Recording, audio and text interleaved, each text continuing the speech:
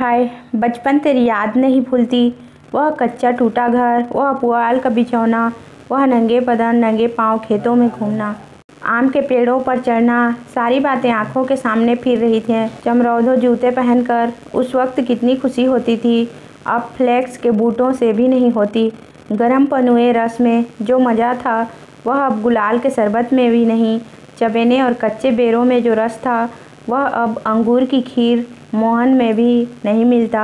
मैं अपने चचेरे भाई हलदर के साथ दूसरे गांव में एक मौलवी साहब के यहाँ पढ़ने जाया करता था। मेरी उम्र 8 साल की थी। हलधर वह अब स्वर्ग में निवास कर रहे हैं। मुझसे 2 साल जेठ थे। हम दोनों प्रातःकाल बासी रोटियां खा दोपहर के लिए मटर और जौ का चबेना लेकर चलते थे। फिर तो सारा दिन अपना था। मौलवी साहब के यहाँ कोई हाजिरी का रजिस्टर तो था नहीं और न गैर हाजिरी का जुर्माना ही देना पड़ता था। फिर डर किस बात का। कभी तो थाने के सामने खड़े सिपाहियों की कवायद देखते, कभी किसी भालू या बंदर नचाने वाले मदारी के पीछे पीछे घूमने में दिन काट देते, कभी रेलवे स्टेशन की ओर निकल जाते और गाड़ियों की बहार देखते। गाड़ियों के समय का जितना ज्ञान हमको था उतना शायद टाइम टेबल को भी न था। रास्ते में शहर के एक महाजन ने एक बाग लगवाना शुरू किया था। वहाँ एक कुआं खोद रहा था। वह भी हमारे लिए एक दिलचस्प तमाशा था। बूढ़ा माली हमें अपनी झोपड़ी में बड़े प्रेम से बैठाता था। हम उससे झगड़ कर उसका काम करते। कहीं बाल्टी लिए पौधों को सींच रहे हैं, कहीं खुरपी से क्यारियाँ गोड़ रहे हैं, कहीं कैंची से बैलों की पत्तियाँ छाँट रहे हैं। उन कामों में कितना आनंद था। माली बाल प्रकृति का पंडित था। हमसे काम लेता, पर इस तरह मानो हमारे ऊपर कोई एहसान कर रहा है। जितना काम वह दिन भर में करता हम घंटे भर में निपटा देते थे। अब वह माली नहीं है, लेकिन बाग हरा भरा है। उसके पास से होकर गुजरता हूँ तो जी चाहता है उन पेड़ों के गले मिलकर रोऊं और कहूँ, प्यारे तुम मुझे भूल गए लेकिन मैं तुम्हें नहीं भूला। मेरे हृदय में तुम्हारी याद अभी तक हरी है, उतनी ही हरी जितने तुम्हारे पत्ते निस्वार्थ प्रेम के। तुम जीते जागते स्वरूप हो। कभी कभी हम हफ्तों गैर हाजिर रहते, पर मौलवी साहब से ऐसा बहाना कर देते कि उनकी बढ़ी हुई त्योरियाँ उतर जाती। उतनी कल्पना शक्ति आज होती तो ऐसा उपन्यास लिख मारता कि लोग चकित रह जाते। अब तो यह हाल है कि बहुत सिर खपाने के बाद कोई कहानी सूझती है। खैर, हमारे मौलवी साहब दर्जी थे। मौलवीगिरी केवल शौक़ से करते थे। हम दोनों भाई अपने गांव में कुर्मी कुम्हारों से उनकी खूब बड़ाई करते थे। यूँ कहिए कि हम मौलवी साहब के सफरी एजेंट थे। हमारे उद्योग से जब मौलवी साहब को कुछ काम मिल जाता तो हम फूले न समाते। जिस दिन कोई अच्छा बहाना न सूझता, मौलवी साहब के लिए कोई न कोई सौगात ले जाते। कभी सेर आधा सेर फलियाँ तोड़ ली तो कभी 10-5 ऊख, कभी जौ या गेहूं की हरी हरी बालें ले ली। उन सौगातों को देखते ही मौलवी साहब का क्रोध शांत हो जाता। जब इन चीज़ों की फसल न होती तो हम सज़ा से बचने का कोई और ही उपाय सोचते। मौलवी साहब को चिड़ियों का शौक़ था। मकतब में श्याम, बुलबुल, दहियल और चंडुलों के पिंजरे लटकते रहते थे। हमें सबक याद हो ना हो, पर चिड़ियों को याद हो जाते थे। हमारे साथ ही वे पढ़ा करती थीं। इन चिड़ियों के लिए बेसन पीसने में हम लोग खूब उत्साह दिखाते थे। मौलवी साहब सब लड़कों को पतंगे पकड़ लाने की ताकीद करते रहते थे। इन चिड़ियों को पतंगे से विशेष रुचि थी। कभी कभी हमारी बला पतंगों ही के सिर चली जाती थी। उनका बलिदान करके हम मौलवी साहब के रुद्र रूप को प्रसन्न कर लिया करते थे। एक दिन सवेरे हम दोनों भाई तालाब में मुंह धोने गए। हलदर ने कोई सफ़ेद सी चीज़ मुट्ठी में लेकर दिखाई। मैंने लपक कर मुट्ठी खोली तो उसमें 1 रुपया था। विस्मित होकर पूछा, यह रुपया तुम्हें कहाँ मिला? हलधर, अम्मा ने ताक पर रखा था, चारपाई खड़ी करके निकाल लाया। घर में कोई संदूक या अलमारी तो थी नहीं। रुपये पैसे एक ऊंचे ताक पर रख दिए जाते थे। एक दिन पहले चचा जी ने सन बेचा था, उसी के रुपये जमींदार को देने के लिए रखे हुए थे। हलदर को न जाने क्यों कर पता लग गया। जब घर के सब लोग काम धंधों में लग गए तो अपनी चारपाई खड़ी की और उस पर चढ़कर 1 रुपया निकाल लिया। उस वक्त तक हमने कभी रुपया छुआ तक न था। वह रुपया देखकर आनंद और भय की जो तरंगे दिल में उठी थी वे अभी तक याद हैं। हमारे लिए रुपया एक अलभ्य वस्तु थी। मौलवी साहब को हमारे यहाँ से सिर्फ 12 आने मिला करते थे। महीने के अंत में चचा जी खुद जाकर पैसे दे आते थे। भला कौन हमारे गर्व का अनुमान कर सकता है, लेकिन मार का भय आनंद में विघ्न डाल रहा था। रुपये अनगिनती तो थे नहीं, चोरी खुल जाना मानी हुई बात थी। चचा जी के क्रोध का भी मुझे तो नहीं, हलदर को प्रत्यक्ष अनुभव हो चुका था। यूँ उनसे ज़्यादा सीधा साधा आदमी दुनिया में न था। चचा ने उनकी रक्षा का भार सिर पर न रख लिया होता तो कोई बनिया उन्हें बाजार में बेच सकता था, पर जब क्रोध आ जाता तो फिर उन्हें कुछ न सूझता। और तो और चची भी उनके क्रोध का सामना करते डरती थी। हम दोनों ने कई मिनट तक इन्हीं बातों पर विचार किया और आखिर यही निश्चय हुआ कि आई हुई लक्ष्मी को न जाने देना चाहिए। एक तो हमारे ऊपर संदेह होगा ही नहीं, अगर हुआ भी तो हम साफ इनकार कर जाएंगे, कहेंगे हम रुपया लेकर क्या करते। थोड़ा सोच विचार करते तो यह निश्चय पलट जाता और वह विभत्स लीला न होती जो आगे चलकर हुई। पर उस समय हमें शांति से विचार करने की क्षमता ही न थी। मुँह हाथ धोकर हम दोनों घर आए और डरते डरते अंदर कदम रखा। अगर कहीं इस वक्त तलाशी की नौबत आई तो फिर भगवान ही मालिक हैं। लेकिन सब लोग अपना अपना काम कर रहे थे, कोई हमसे न बोला।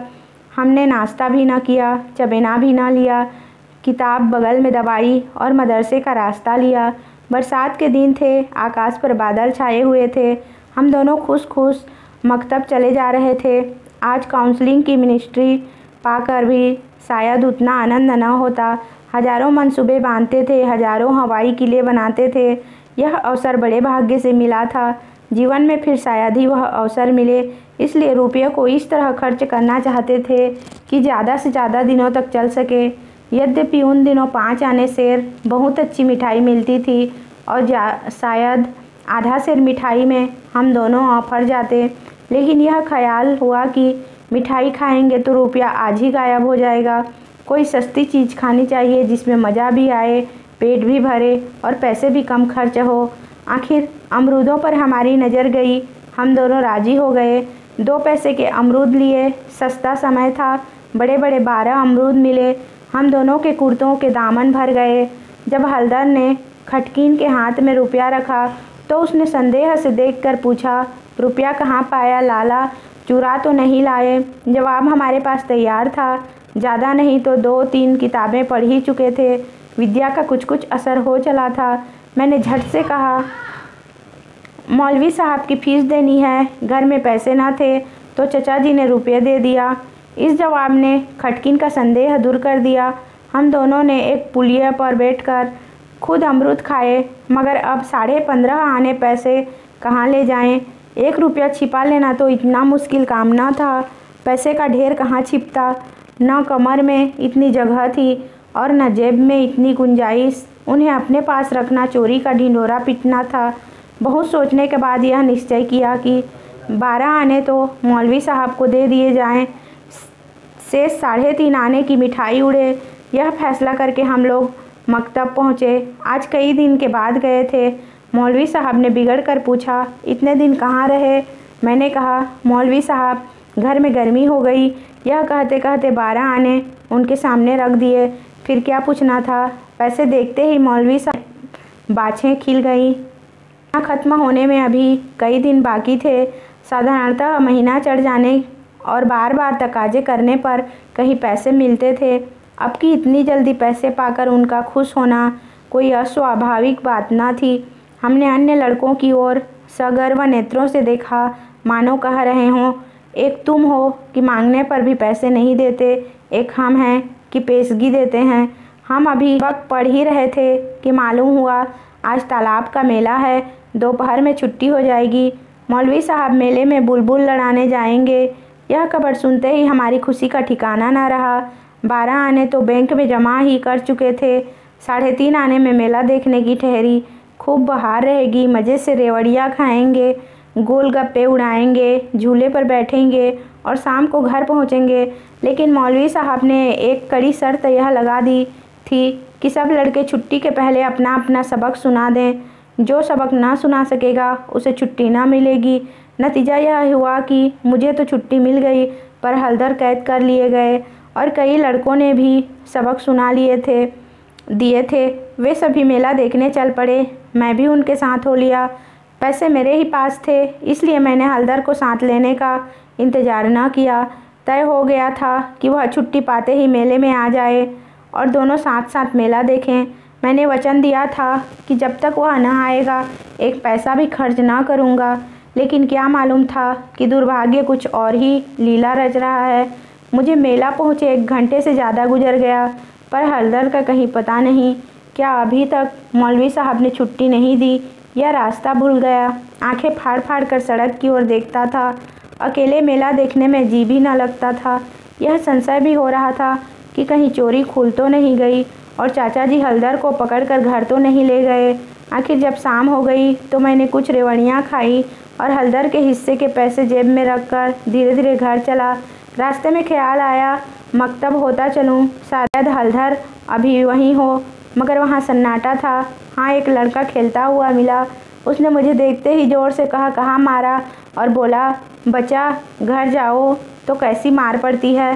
तुम्हारे चचा आए थे, हलदर को मारते मारते ले गए हैं। अजी ऐसा तान कर घूसा मारा कि मियाँ हलदर मुँह के बल गिर पड़े। यहाँ से घसीटते ले गए हैं। तुमने मौलवी साहब की तनख्वाह दे दी थी, वह भी ले ली। अभी कोई बहाना सोच लो, नहीं तो बेभाव की पड़ेगी। मेरी सिट्टी पिट्टी भूल गई, बदन का लहू सूख गया। वहीं हुआ जिसका मुझे शक हो रहा था। पैर मन भर के हो गए। घर की ओर एक एक कदम चलना मुश्किल हो गया। देवी देवताओं के जितने नाम याद थे सभी की मानता मानी। किसी को लड्डू, किसी को पेड़े, किसी को बतासे। गांव के पास पहुंचा तो गांव के डीह का सुमिरन किया, क्योंकि अपने हलके में डीह ही की इच्छा सर्वप्रधान होती है। यह सब कुछ किया, लेकिन ज्यों-ज्यों घर निकट आता दिल की धड़कन बढ़ती जाती थी। घटाएं उमड़ी आती थी। मालूम होता था आसमान फटकर गिरा ही चाहता है। देखता था लोग अपने अपने काम छोड़ छोड़ भागे जा रहे हैं। गोरू भी पूँछ उठाए घर की ओर उछलते कूदते चले जाते थे। चिड़िया अपने घोंसले की ओर उड़ी चली आती थी, लेकिन मैं उसी मंद गति से चला जाता था, मानो पैरों में शक्ति नहीं। जी चाहता था जोर का बुखार चढ़ाए या कहीं चोट लग जाए, लेकिन कहने से धोबी गधे पर नहीं चढ़ता, बुलाने से मौत नहीं आती। बीमारी का तो कहना ही क्या। कुछ ना हुआ और धीरे धीरे चलने पर भी घर सामने आ ही गया।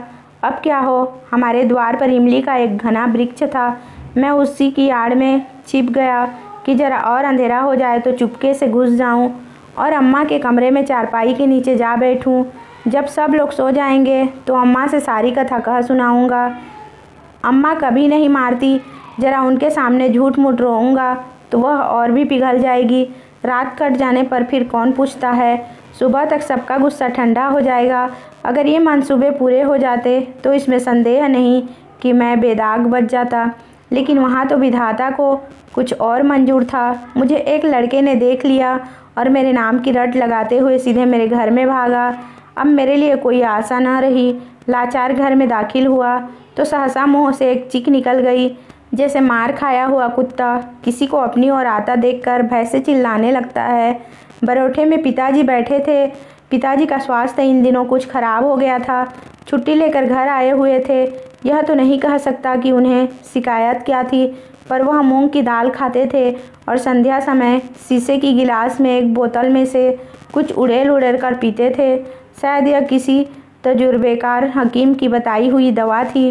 दवाएं सब बासने वाली और कड़वी होती है। यह दवा भी बुरी ही थी, पर पिताजी न जाने क्यों इस दवा को खूब मज़ा ले लेकर पीते थे। हम जो दवा पीते हैं तो आंखें बंद करके एक ही घूंट में गटक जाते हैं, पर शायद इस दवा का असर धीरे धीरे पीने में ही होता है। पिताजी के पास गांव के 2-3 और कभी कभी 4-5 और रोगी भी जमा हो जाते और घंटों दवा पीते रहते थे। मुश्किल से खाना खाने उठते थे। इस समय भी वह दवा पी रहे थे। रोगियों की मंडली जमी थी। मुझे देखते ही पिताजी ने लाल लाल आंखें करके पूछा, कहाँ थे अब तक? मैंने दबी जबान से कहा, कहीं तो नहीं। अब चोरी की आदत सीख रहा है। बोल, तूने रुपया चुराया कि नहीं? मेरी ज़बान बंद हो गई। सामने नई तलवार नाच रही थी। शब्द भी निकालते हुए डरता था। पिताजी ने ज़ोर से डांट कर पूछा, बोलता क्यों नहीं? तूने रुपये चुराया कि नहीं?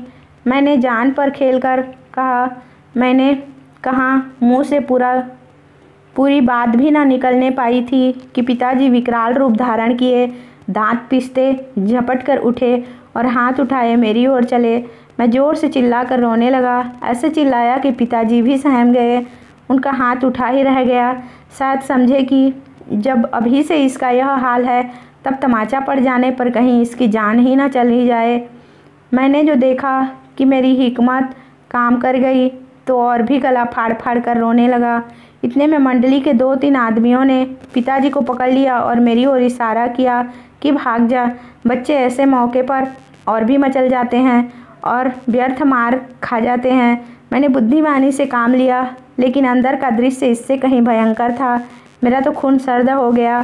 के दोनों हाथ एक खंभे से बंधे थे, सारी देह धूल धूसरित हो रही थी और वह अभी तक सिसक रहे थे। शायद वह आंगन भर में लौटे थे। ऐसा मालूम हुआ कि सारा आंगन उनके आंसुओं से भर गया है। चची हलधर को डांट रही थी और अम्मा बैठी मसाला पीस रही थी। सबसे पहले मुझ पर चची की निगाह पड़ी। बोली, लो वह भी आ गया। क्या रे, रुपया तूने चुराया था कि इसने? मैंने निसंशक होकर कहा, हलधर ने। अम्मा बोली, अगर उसी ने चुराया था तो तूने घर आकर किसी से कहा क्यों नहीं? अब झूठ बोले बगैर बचना मुश्किल था। मैं तो समझता हूँ कि जब आदमी को जान का खतरा हो तो झूठ बोलना क्षम्य है। हलधर मार खाने के आदी थे। 2-4 घूंसे और पड़ने से उसका कुछ न बिगड़ सकता था। मैंने मार कभी न खाई थी। मेरा तो 2 ही 4 घूंसों में काम तमाम हो जाता। फिर हलधर ने भी तो अपने को बचाने के लिए मुझे फंसाने की चेष्टा की थी। नहीं तो चची मुझसे यह क्यों पूछती, रुपया तूने चुराया या हलधर ने? किसी भी सिद्धांत से मेरा झूठ बोलना इस समय स्तुत्य नहीं तो क्षम्य जरूर था। मैंने छूटते ही कहा, हलधर कहते थे किसी से बताया तो मार ही डालूंगा। अम्मा देखा, वही बात निकली ना। मैं तो कहती थी कि बच्चा की ऐसी आदत नहीं। पैसा तो वह हाथ से छूता ही नहीं, लेकिन सब लोग मुझी को उल्लू बनाने लगे। हलधर, मैंने तुमसे कब कहा था कि बताओगे तो मारूंगा मैं? वहीं तालाब के किनारे तो। हलधर, अम्मा बिल्कुल झूठ है। चची, झूठ नहीं सच है। झूठा तो तू है और तो सारा संसार सच्चा है। तेरा नाम निकल गया है ना। तेरा बाप नौकरी करता, बाहर से रुपये कमा लाता, 4 जने उसे भला आदमी कहते तो तू भी सच्चा होता। अब तो तू ही झूठा है। जिसके भाग में मिठाई लिखी थी उसने मिठाई खाई, तेरे भाग में तो लात खाना ही लिखा था। यह कहते हुए चची ने हलधर को खोल दिया और हाथ पकड़कर भीतर ले गई। मेरे विषय में स्नेहपूर्ण आलोचना करके अम्मा ने पासा पलट दिया था, नहीं तो अभी बेचारे पर ना जाने कितनी मार पड़ती। मैंने अम्मा के पास बैठकर अपनी निर्दोषता का राग खूब अलापा। मेरी सरल हृदया माता मुझे सत्य का अवतार समझती थी। उन्हें पूरा विश्वास हो गया कि सारा अपराध हलधर का है। एक क्षण बाद मैं गुड़ चबेना लिए कोठरी से बाहर निकला। हलधर भी उसी वक्त चिवड़ा खाते हुए बाहर निकले। हम दोनों साथ साथ बाहर आए और अपनी अपनी बीती सुनाने लगे। मेरी कथा सुखमय थी, हलधर की दुखमय, पर अंत दोनों का एक था, गुड़ और चबेना।